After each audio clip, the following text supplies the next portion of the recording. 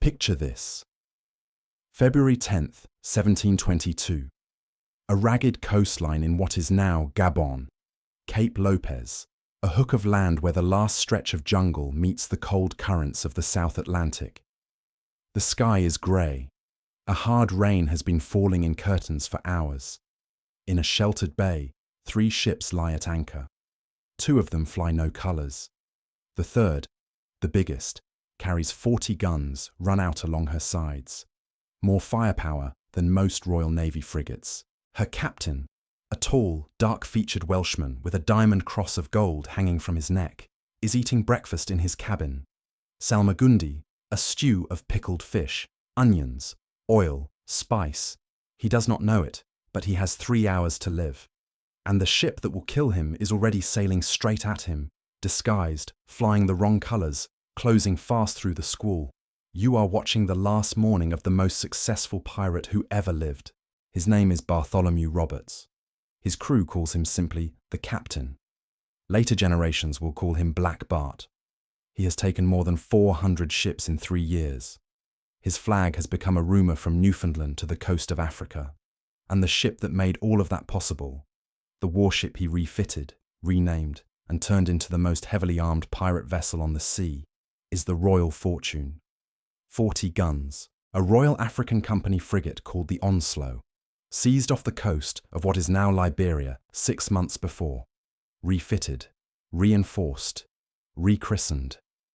By nightfall, both the Captain and the Royal Fortune's reign will be over. This is the story of the ship that made Bartholomew Roberts unstoppable. And how, in one grey morning off the coast of West Africa, unstoppable turned out to have a very specific meaning. To understand why Roberts and the Royal Fortune could exist at all, you have to understand what had just ended. In 1713, the Treaty of Utrecht closed the War of Spanish Succession. A generation of privateers, legally sanctioned sea raiders working for the British, French, and Dutch crowns, suddenly found themselves out of a job.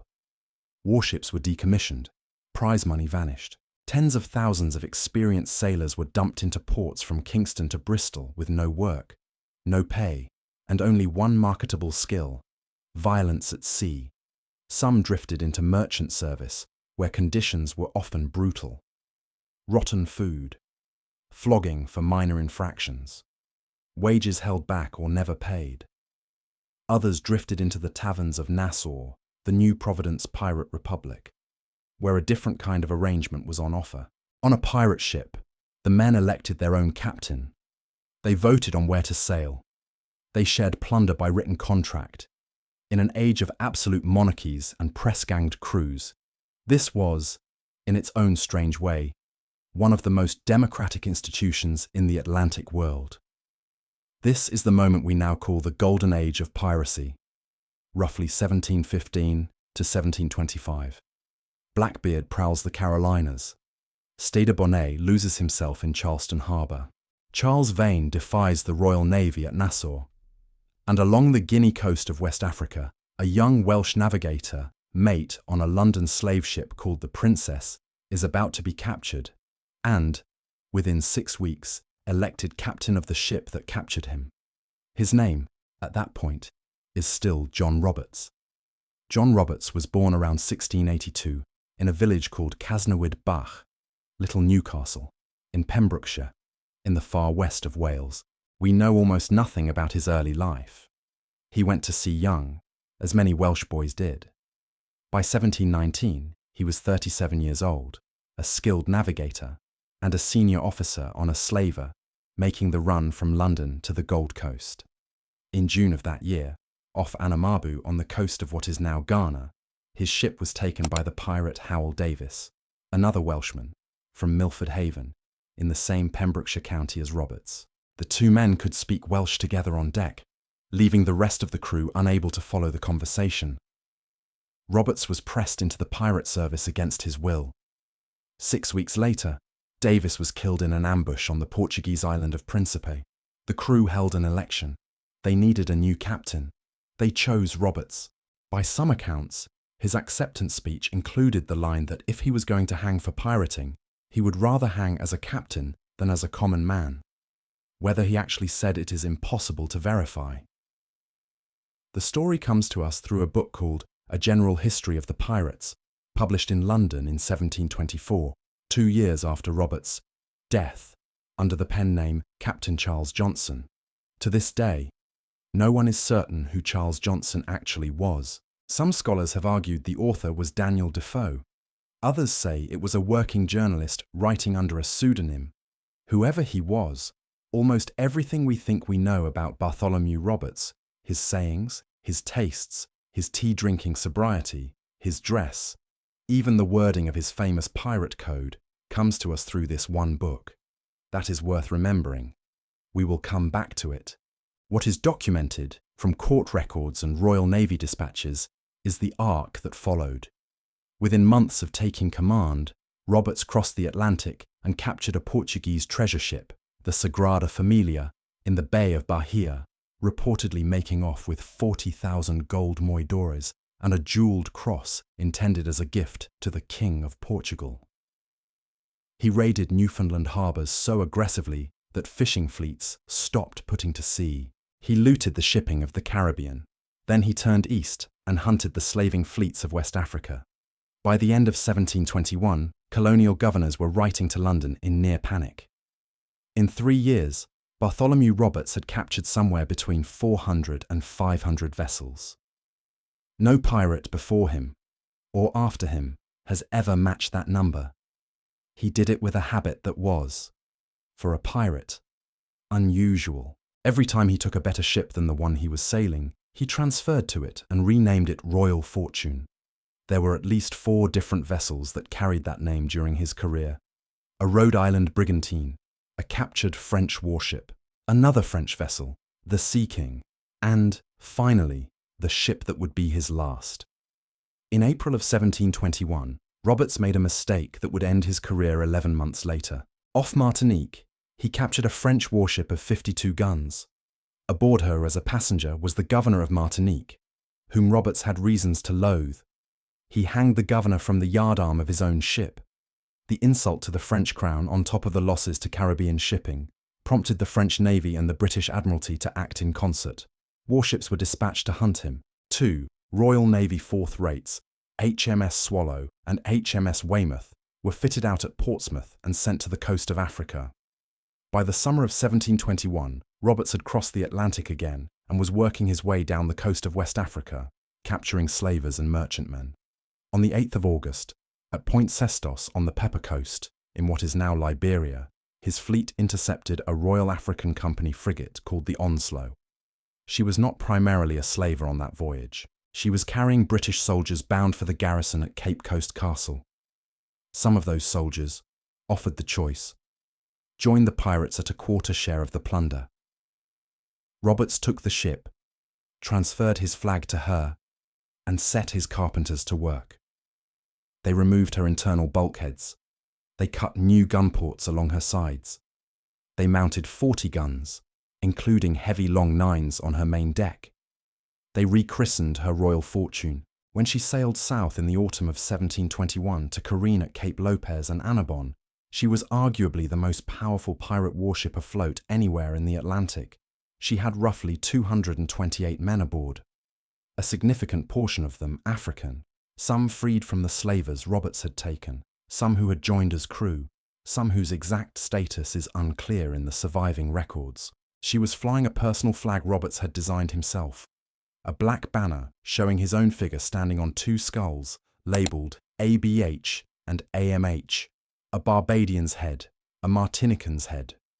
Roberts had personal grievances with the governors of both islands, and he wanted them, and everyone else, to know it. In January of 1722, refitted and freshly careened, the Royal Fortune sailed into the slave port of Whydah, modern Ouidah, in Benin. 11 slaving ships were riding at anchor. Roberts ransomed them one by one, demanding gold dust in exchange for not burning them. 10 paid. 1, a Bristol slaver called the Porcupine, commanded by a captain named Fletcher, did not, apparently because her captain had already gone ashore. Roberts' men boarded the Porcupine, and when they could not get the chained enslaved Africans off her fast enough, they set her on fire with the enslaved people still shackled below decks. It is one of the ugliest atrocities in a career full of them, and it is documented in the surviving trial records. Any romantic reading of Bartholomew Roberts has to reckon with that morning at Whydah. She had roughly 228 men aboard, a significant portion of them African, some freed from the slavers Roberts had taken, some who had joined as crew, some whose exact status is unclear in the surviving records. She was flying a personal flag Roberts had designed himself, a black banner showing his own figure standing on two skulls, labelled ABH and AMH, a Barbadian's head, a Martinican's head. Roberts had personal grievances with the governors of both islands, and he wanted them, and everyone else, to know it. She was, in the early days of 1722, the most feared object on the Atlantic Ocean, and she was already being hunted. Roberts also carried something else, something more unusual than his cannons, a written constitution. 11 articles, signed by every man who joined his crew. It governed how plunder was divided, when the lights went out, who kept watch, what happened if a man deserted in battle, and what happened if two crewmen struck each other on board. It was, in its own strange way, one of the most detailed pirate codes to survive from the Golden Age, a founding document for one of the odder experiments in workplace democracy in the 18th century. I've broken down the full text of Roberts' A Code, side by side with the articles used by Blackbeard, Bonnet and Lowe, in a free companion document called the Black Flag Codex. The link is in the description. If pirate governance is your rabbit hole, that is where the rabbit hole opens. The man hunting Bartholomew Roberts was called Challoner Ogle. He was in his early 40s, a career Royal Navy officer, born in 1681 to a Newcastle barrister, captain of a 50-gun fourth-rate ship of the line called HMS Swallow. She was heavier than the Royal Fortune, better crewed, and carried disciplined naval gunners rather than a pirate boarding party. Ogle had orders, and, if the trial records are to be believed, a private ambition. No Royal Navy officer had ever been knighted specifically for taking a pirate. Ogle intended to change that. He was operating in company with a sister ship, HMS Weymouth, also a 50-gun fourth rate. But by early 1722, the Weymouth's crew was ravaged by tropical disease. Dysentery and fever had killed dozens and taken most of the rest off their feet. Ogle would fight the coming battle alone. By early February 1722, Ogle had tracked Roberts' fleet to Cape Lopez, on the coast of what is now Gabon. Roberts had 3 ships in company: the Royal Fortune, a consort called the Ranger, of 32 guns, under Captain James Skyholm, a former merchant mate who had joined Roberts at St. Lucia, and a smaller prize called the Little Ranger, essentially a floating warehouse for the loot. On the 5th of February, Ogle rounded the Cape and sighted the pirates. He made a calculated decision. He disguised the Swallow to look like a fleeing merchantman. He hoisted false colours, Portuguese by most accounts. He turned tail and let Skyholm's Ranger chase him out of sight of Cape Lopez, out of sight of the Royal Fortune. When they were far enough offshore that the guns could not be heard from the bay, Ogle wore ship, ran up the Union Jack, and opened fire. The Ranger struck her colours after a brief, bloody engagement. 10 of her pirates were killed, the rest were taken prisoner. But, and this is the critical point, no one aboard the Royal Fortune knew any of it had happened. Ogle then did something extraordinary. He put his prisoners below decks, kept the Swallow's disguise, and sailed calmly back toward Cape Lopez, as if he were the Ranger returning from a successful raid. It took him 5 days to return. On the morning of February the 10th, the Royal Fortune's watch reported a sail on the horizon. She was flying no colours of alarm. She looked friendly. Roberts, hung over from a night of drinking with Captain Hill of the Neptune, a merchantman that had come illegally into the bay to trade with the pirates, sat down to breakfast. The Swallow closed the distance. The disguise held until she was almost within pistol shot. Then a pirate on watch, a man named Armstrong, who had deserted from the Weymouth at Madeira the previous year, recognised her. He knew her lines. He knew her rig. He ran to tell Roberts.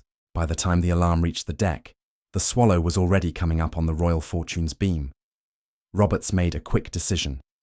He cut the anchor cable and ran for open water, trying to slip past the Swallow before Ogle could bring his broadside to bear.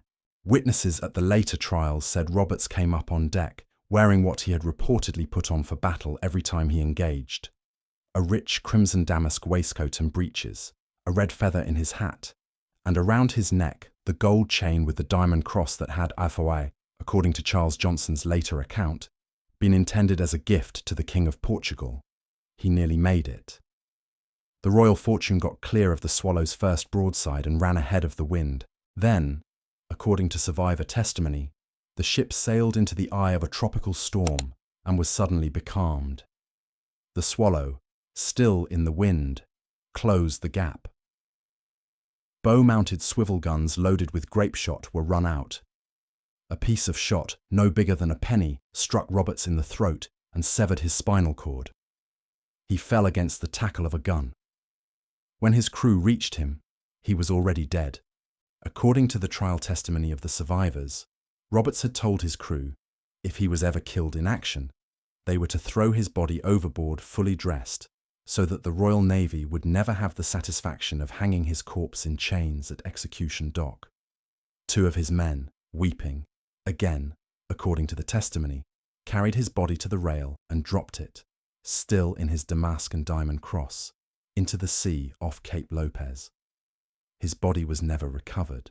It is still, in some meaningful sense, out there. The battle continued for another 3 hours. The Royal Fortune's mainmast came down. Her crew, leaderless and increasingly drunk from the ship's stores, eventually struck their colours. Ogle took her intact.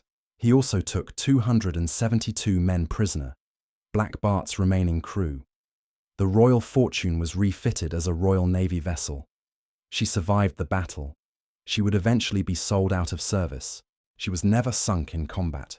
Which brings us to one of the more persistent myths we will return to in a moment. Challoner Ogle sailed his prisoners to Cape Coast Castle on the Gold Coast, where they were tried in April 1722, the largest mass pirate trial in history. Depending on the source, 52 or 54 of Roberts' men were sentenced to death and hanged. Their bodies, in some cases, were left in iron gibbets on the shore as a warning to any sailor who might be tempted. 37 others received lesser sentences. 17 were sent to the Marshalsea prison in London. 20 became indentured servants of the Royal African Company, and roughly 65 of Roberts' crew, the Africans among them, many of whom Roberts had freed from captured slave ships, were sold back into slavery by the same Royal African Company, whose frigate Roberts had turned into his flagship. Ogle himself was knighted in April 1723, the only Royal Navy officer in the entire history of the Golden Age of Piracy to be honoured specifically for action against pirates. He would end his career decades later as Admiral of the Fleet. The trial transcripts from Cape Coast Castle survive. They are, along with Royal Navy logs and colonial governors, letters, the closest thing we have to primary evidence for who Bartholomew Roberts actually was. Nearly everything else, the sayings, the code, the wardrobe, the personality, comes to us filtered through a single book written by a man whose real name we still do not know. I've mapped which claims about Roberts trace back to primary sources and which trace back only to Charles Johnson, and put the whole comparison chart into the Black Flag Codex, linked below. If you like your history separated from your legend, that document is the tool. Which brings us to the myths. There are 4 persistent claims about Bartholomew Roberts and the Royal Fortune. Let's look at what the record actually says. The first is the claim that Roberts captured over 400 ships. This number, sometimes given as high as 470, is now standard in every popular retelling. It appears to originate with Johnson's general history, and it has been repeated ever since. The trial records at Cape Coast Castle, together with colonial correspondence, do support an extraordinarily high tally, certainly the highest of any Golden Age pirate, but the specific figure of 400 is impossible to verify. Many of them are captures, were small fishing sloops taken during the Newfoundland raids and quickly abandoned. Others may have been counted twice. The honest answer is more captures than any pirate on record, and by a wide margin, but the round number is a convenience, not a receipt. The second is the claim that Roberts himself did not drink. Johnson insists on it repeatedly. Roberts drank only tea, we are told, disapproved of gambling, and enforced a strict early curfew on his crew. This has become a beloved detail of the Roberts legend, the sober, disciplined pirate captain. But the trial testimony describes Roberts as hungover on the morning of his death, drinking with a captured captain the night before. The two accounts are not impossible to reconcile. Perhaps Johnson exaggerated Roberts' abstinence to make him a moral counterexample to Blackbeard's chaos, but the tidy image of the tea-drinking pirate is, at minimum, oversold. The third, and this is where the royal fortune herself comes in, is the belief, floating around in popular retellings and in more than one treasure-hunting documentary, that the royal fortune sank off Cape Lopez and lies somewhere on the sea floor, loaded with Portuguese gold. She did not. She was captured intact, refitted by the Royal Navy, and put back into service. Any wreck-hunting expedition looking for her at Cape Lopez is looking for a ship that sailed home. The consort Ranger was also captured.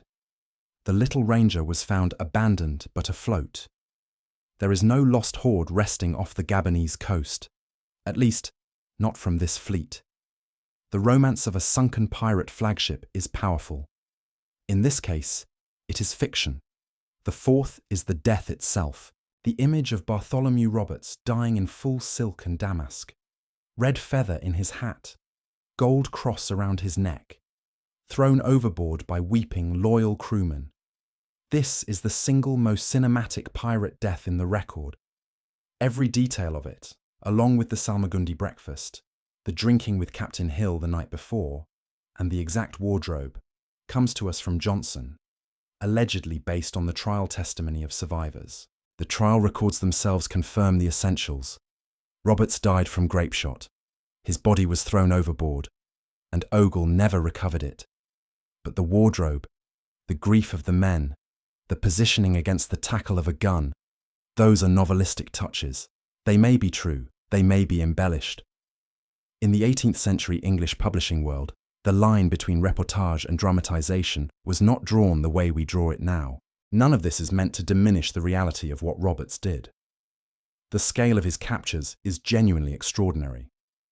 The design and refitting of the Royal Fortune was genuinely innovative. His articles of governance are genuinely one of the most detailed pirate codes to survive. But the man on the deck in the crimson damask is, in significant part, a literary creation. The historical Bartholomew Roberts is harder to see. He is a Welsh navigator in his late 30s, competent and cold, who spent 3 years turning a stolen slave ship into the most heavily armed private vessel in the Atlantic, and then died in the rain off West Africa before his 40th birthday. Here is the strange thing about Bartholomew Roberts. He is, by any measurable standard, the most successful pirate in history. He took more ships than Blackbeard, Kidd, Bonnet, Vane, Rackham, and Bonny combined. And yet, if you asked 10 people on the street to name a pirate, almost none of them would say his name. Blackbeard has the beard on fire. Kidd has the buried treasure. Vane has Nassau. Bonny and Reed have the trouser roll trial. Even Stader Bonnet has the gentleman pirate joke. Roberts, who was arguably better at the actual job than any of them, has almost no place in the mass market imagination. There is one exception, and it is a curious one. In The Princess Bride, the 1973 novel by William Goldman, and the 1987 film, the villain hero calls himself the Dread Pirate Roberts, a name he inherited from an earlier Dread Pirate Roberts, who inherited it from an earlier one. It is one of the great in-jokes of modern fantasy, and it is almost certainly a nod to Bartholomew Roberts, the pirate whose name became a shared identity, a title passed along, a reputation more famous than any one man. Elsewhere, the trail is thinner. The Black Sails writers' room clearly knew who he was. His shadow falls on the show's later seasons. In the Pirates of the Caribbean films, he does not appear by name. but a great deal of the visual grammar of Roberts. The crimson coat, the ship named for fortune, the disciplined captain, the code, has been quietly borrowed and redistributed across other characters. Captain Barbossa's fondness for the pirate code is, at least in spirit, Roberts' fingerprint. So is Beckett's Royal Navy hunting fleet, which is essentially Challoner Ogle scaled up to blockbuster size. The most famous ship in that franchise, the Black Pearl, has more masts, more sails, and more supernatural varnish than the historical Royal Fortune.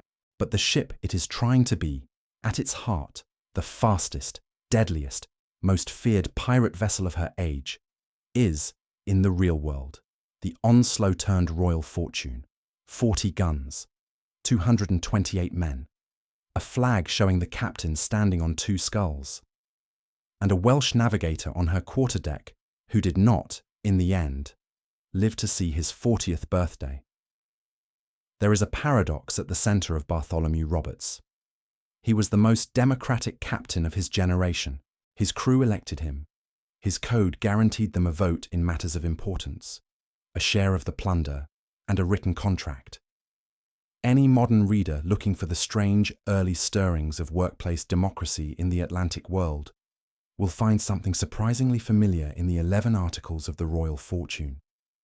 He was also a man who set fire to a slave ship with enslaved people chained below decks, who traded in captured cargo, including human beings, who terrorized coastal communities from Newfoundland to Guinea, who was, by any reasonable modern standard, a mass killer. Both of these things are true. The Royal Fortune, the ship, 40 guns, 228 men, was a floating contradiction. She was the Onslow, a Royal African Company slaver, repurposed under a black flag. She was democracy and atrocity, hoisted together on the same masts. She was a stolen instrument of one empire's cruelty, briefly repurposed as an instrument of another kind of cruelty, and then, in the reign of Cape Lopez, taken back into the service of the empire that had built her. Perhaps that is the truest thing we can say about the Golden Age of Piracy. It was not a break from the Atlantic world. It was made from the same wood, the same rope, the same men. It was a mirror the Atlantic world held up to itself for a few years, and did not like the reflection, and eventually took down. Bartholomew Roberts, roughly 40 years old, is somewhere off Cape Lopez still, in a crimson damask waistcoat, with a diamond cross around his neck. Or he is not. In 300 years, the sea has had its own opinions about what to keep and what to give up. The Royal Fortune sailed home under a new flag. Her guns were reassigned. Her timbers were surveyed, patched, and eventually sold out of service. She ended her days, as most ships do, quietly, broken up in some yard, her frames reused for other hulls, her nails and copper melted down. The most heavily armed pirate warship in the history of the Golden Age slipped out of the record almost gently, without a mast falling in flame, without a magazine going up in a fireball, without a wreck for anyone to find. The men she carried were less fortunate. 52 were hanged at Cape Coast Castle in the spring of 1722. Their bodies were left in iron gibbets on the shore, black shapes against the blue of the Gulf of Guinea, until the wind and the birds took them. The Golden Age of Piracy did not end with them, but its second sun set that spring. And out beyond the surf at Cape Lopez, where the current turns south along the West African coast, a body in a red damask waistcoat, weighted only by a gold chain, sank once and then went wherever the sea takes such things. He is still there in the way that all the sea's dead are still there. Not as a body, but as a rumour a current carries and lets go of and picks up again, 300 years later, in a story that gets one more telling. The 40-gun Royal Fortune is a footnote in the ledgers of the Royal Navy. Bartholomew Roberts is a name almost no one remembers. The sea keeps its own accounts,